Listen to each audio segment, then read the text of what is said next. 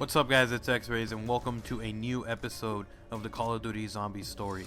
Today we're going to be covering Nuketown Zombies along with Green Run or Transit, whichever way you like to call it.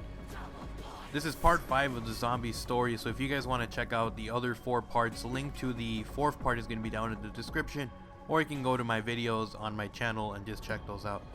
I would suggest you check those out before you start on this one, since the story is quite long, and if you did miss any parts or if you don't know what's going on, you're not exactly going to know where we are at or what exactly is going on. Now that we got that out of the way, we're going to start and jump right into it. We're going to start off with Nuketown Zombies.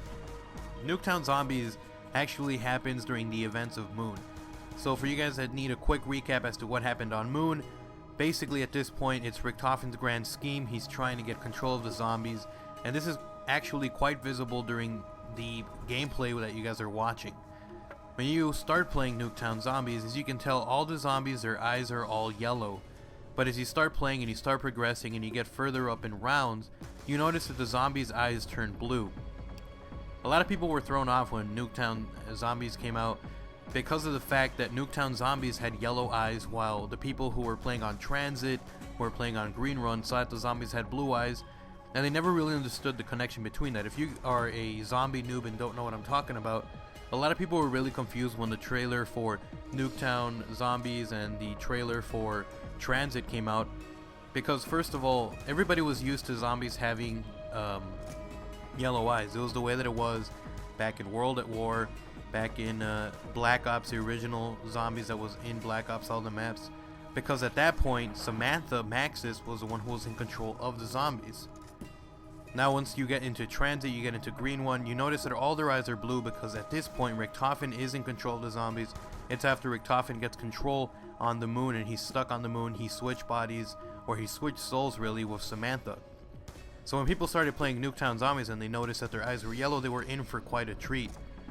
The Easter egg in this one is the fact that as you're playing, as you're getting further along in the rounds, you can hear Samantha at first while picking up power-ups, and then later on you hear them discussing, you hear the events that are transpiring on the moon, and eventually you see that the zombies' eyes turn blue, indicating that Richtofen has taken full control. Now the playable characters in Nuketown Zombies are the CDC and the CIA, both of which showed up after the events of the nuke that went off in the multiplayer map. So anybody who played Nuketown originally on Black Ops knows that after the game is over, the nuke goes off and you can see the nuke go off and then everything gets destroyed. Basically, after the nuke goes off in the multiplayer itself, this is what happens in Nuketown Zombies. This is the events after that. You can see the mushroom cloud and the zombies and everything are all because of the radiation and basically everybody getting killed. And that's why you see the CDC, little kind of CDC kind of guys, zombies and everything, because these are guys who were there experimenting, or they were there to check out the results of what had happened after the nuke went off, and that's why you're killing those guys. So you're technically either a CDC or a CIA when playing on this map. There's really no other story to this. There are several Easter eggs, including Marlton being inside of the bomb shelter. You can hear his voice whenever you knife the bomb shelter. So if you guys haven't actually heard or seen any of that, if you go to the back of the map and you knife the little bomb shelter, the nuclear bomb shelter that you go, you can hear Marlton's voice. There's really no indication as to why he's in there. He talks about being banished, but no one really knows exactly what is going on or what's it even about. So anyways, leaving from that, there's really no story really behind Nuketown Zombies. All it is the CDC going to check it out and then fighting off hordes of zombies after the nuclear bomb goes off. Anyway, so since the events of Nuketown happened while the events of Moon happened, this also indicates that Nuketown happened before Transit or Green Run. Now we can move over to Green Run and talk about that. Sometime before Marlton, Misty, Samuel, and Russman arrive at Washington, the CIA and CDC arrive to fight after zombies at the bus depot farm in town. Now the reason that we know this is because when you play Grief, you can tell that both sides are there. Basically, what happens is that in Washington, which is Green Run / Transit, whatever you want to call it, this is when the CIA and the CDC appear there, and then they start fighting off the zombies, and then shortly after that, that is when we are introduced to the 4 new characters that we see in Transit mode, which are Marlton, Abigail Misty, Samuel and Russman, who attempt to survive in Washington. Now, there's really no story behind as to what is going on, why are they there.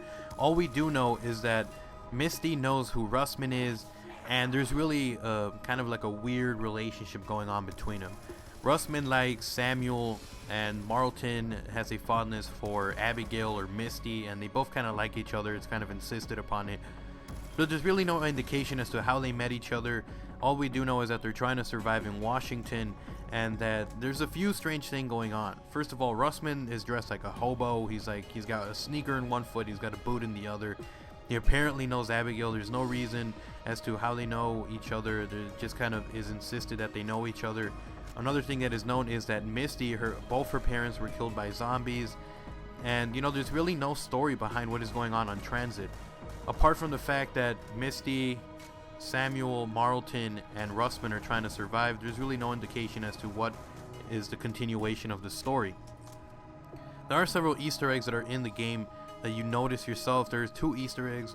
The biggest one is the Tower of Babel, which is basically where you decide to either follow Dr. Max's orders or Richtofen's orders, which are apparently going to be linked to this next DLC, Die Rise, and the continuation of that Easter egg.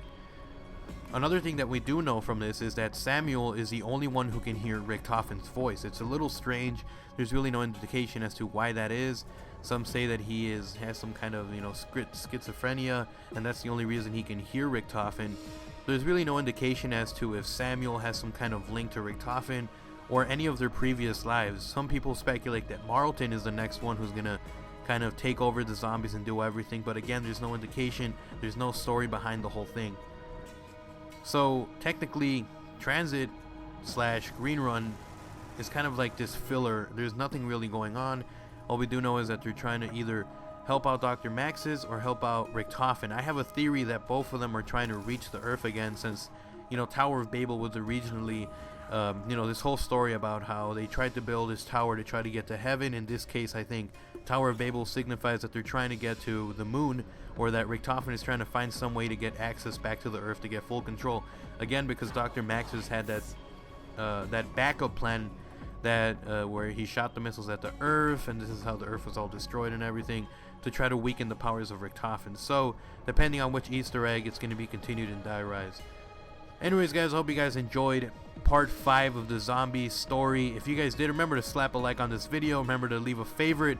And, of course, leave a comment down below. What do you guys think of the story so far? Have you guys been understanding it? If you have, hopefully you have. It's a little strange. It's a pretty weird story.